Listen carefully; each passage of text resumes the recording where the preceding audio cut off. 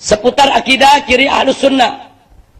Kita lihat yang pertama, cinta kepada Ahlul Bait dan cinta kepada para sahabat Nabi. Siapa itu Ahlul Bait? Ahlul Bait itu semua keluarga Nabi termasuk keturunannya. Jadi kalau ada orang ngaku Ahlus Sunnah tapi tidak cinta kepada Ahlul Bait, dia bukan Ahlus Sunnah. Jadi Imam Abu Hanifah sangat cinta kepada Ahlul Bait. Bahkan Imam Abu Hanifah termasuk penyokong pemberontakan yang dilakukan oleh Imam Zaid.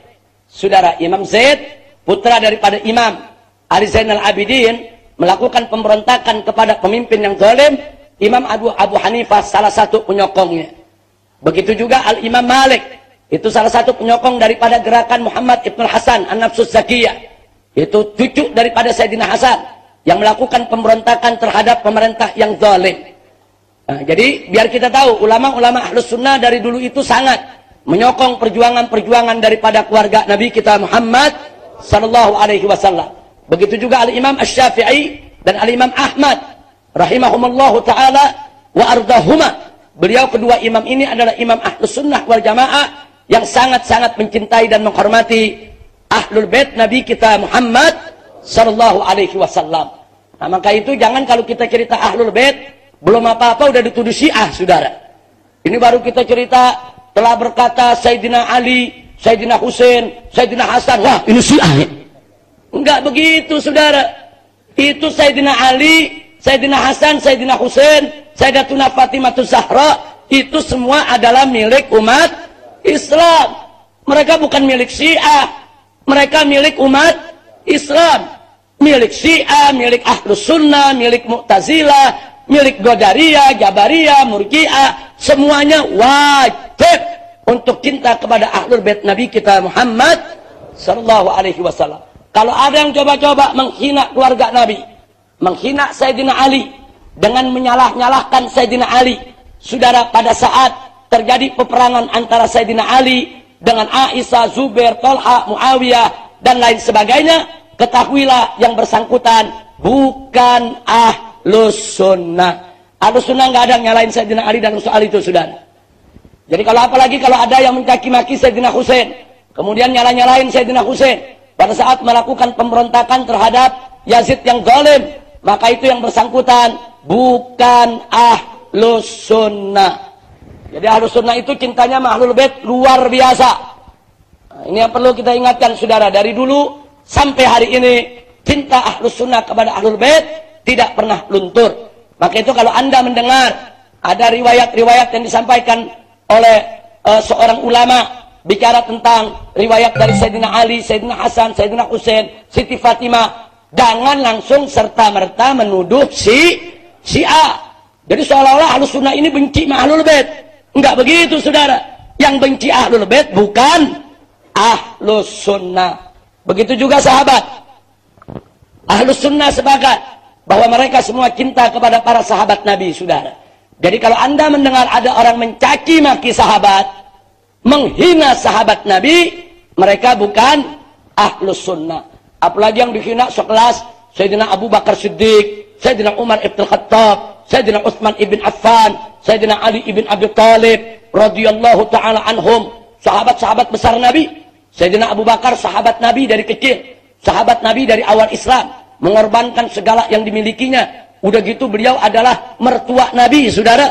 Jadi tidak pantas, tidak patut untuk siapapun merendahkan atau menghina Sayyidina Abu Bakar Siddiq. Begitu juga Sayyidina Umar Ibn Khattab, luar biasa. Sebelum beliau masuk Islam, Nabi sangat berharap beliau masuk Islam. Sampai Nabi doain biar masuk Islam, saudara. Saking apa? Saking umat Islam membutuhkan, yaitu orang-orang seperti Sayyidina Umar masuk dalam Islam. Sayyidina Umar sudah berkorban, sudah berjuang, dan beliau adalah mertua Nabi kita Muhammad sallallahu alaihi wasallam. Enggak pantas kita bicara hal-hal yang jelek tentang Sayyidina Umar Ibn Khattab. Begitu juga Sayyidina Utsman Ibn Affan mengawini dua putri Nabi. Habis kawin dengan yang pertama, kemudian meninggal dunia, sedih. Nabi tawarin anak yang berikutnya, saudara.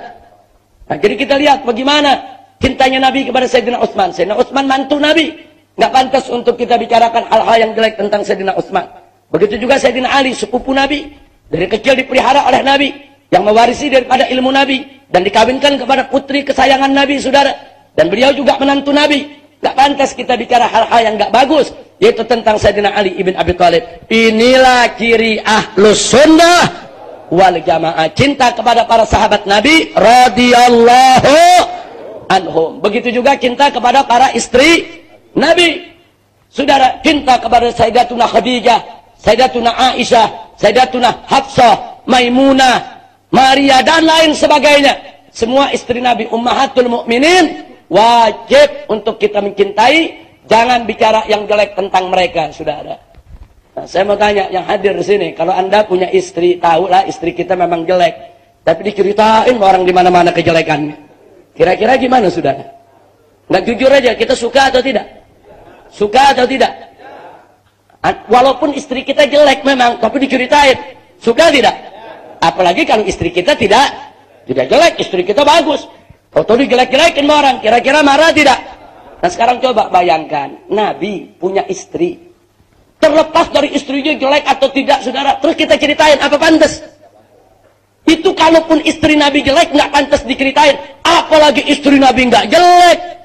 Istri Nabi itu mukminat, solehat, orang perempuan-perempuan mukmin yang soleh bertakwa kepada Allah. Dengan hak apa kita ceritakan mereka, saudara? Andai kata pun mereka ada salah, andai kata pun mereka punya kejelekan, apa pantas kita mempergunjingkan istri Nabi? Inna lillahi wa inna ilaihi raji'un. Jaga mulut kita, hati-hati, saudara. Ini ciri ahlus sunnah. Ciri ahlus sunnah wal jamaah, tidak mengkafirkan ahlul qiblah. Jadi Al-Imam Abu Hasan Al-Asy'ari sebelum wafat, beliau mengatakan kepada murid-muridnya, "Ikaffiru ahadan min ahlil qiblah." Saksikanlah bahwa aku tidak mengkafirkan seorang pun daripada ahlil qiblah. Makanya tadi saya katakan, ahlus sunnah nggak pernah mengkafirkan Mu'tazilah. Walaupun dalam soal beberapa akidah kita berbeda dengan Mu'tazilah, tapi mereka termasuk ahlul qiblah. Nggak boleh kita kafirkan, saudara. Ini akhlak ahlus sunnah wal jamaah. Ini Mu'tazilah mengatakan Al-Quran makhluk. Beda akidah dengan ahlus sunnah. Nggak ada ahlus sunnah mengkafirkan Mu'tazilah. Zaman sekarang gara-gara maulid orang dikafirin. Ini apa pasalnya, saudara? Ini menunjukkan kedangkalan ilmunya, kedangkalan pengetahuannya, kedangkalan pemahamannya soal Islam. Dia tidak bisa membedakan mana usul, mana furu. Seenaknya mengkafir-kafirkan orang. Ziarah kubur dikafirkan, tawassul dikafirkan, tabarruk dikafirkan, saudara. Padahal itu masalah khilafiyah dalam furu'ul akidah antara ulama ahli sunnah wal jamaah. Ini Mu'tazilah sudah jelas-jelas berbeda dengan ahli sunnah wal jamaah. Nggak ada ahli sunnah mengkafirkan mereka. Nah, jadi hati-hati, jangan sembarangan kita mengkafirkan mazhab di luar ahlus sunnah. Kecuali yang kufrun bawa, kecuali yang terang-terangan kafir, menuhankan seseorang, atau mengakui ada nabi setelah Nabi Muhammad, wajib untuk kita kafirkan, saudara. Nah, tapi kalau tidak sampai batas itu, nggak boleh sembarangan untuk kita kafirkan.